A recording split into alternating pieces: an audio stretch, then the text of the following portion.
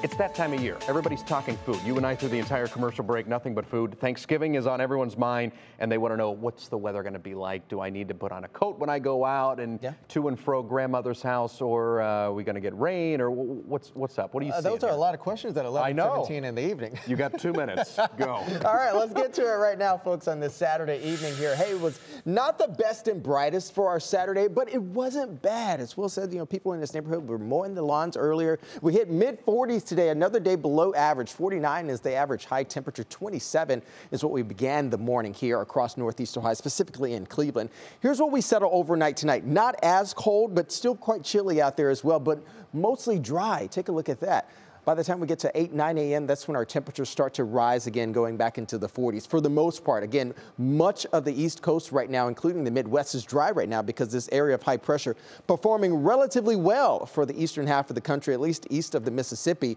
Winds are coming in from the south, and if you know this is a warming wind, so this is why our temperatures are not as cold tonight and likely not going to be as cold tomorrow as well. We're still going to be elevated. At least this evening, though, still in the upper 40s along the lakeside, 41 over in Jefferson, Ravenna, you're in the upper 30s along with Canton, mid-30s down in Dover, 38 for Worcester, 36 for Ashland, and for our friends over in Elyria, you're in the upper 30s as well. A light rain shower moved across the area late this evening, not really accumulating much. We're going to be dry for the most part overnight tonight, but take a look at what happens tomorrow morning. We open up the day with some cloudy skies, and around late morning, 10, 11 a.m., we got some moderate to heavy rainfall moving in. So our friends along 77, 71, even along 80 tomorrow afternoon, they're likely going to have a very wet commute. It's not until 3, 4 p.m. that we start to get this wave of energy on out of the region. So we could be talking about some likely secondary flooding or some flooding on some secondary roadways across here in Northeast Ohio.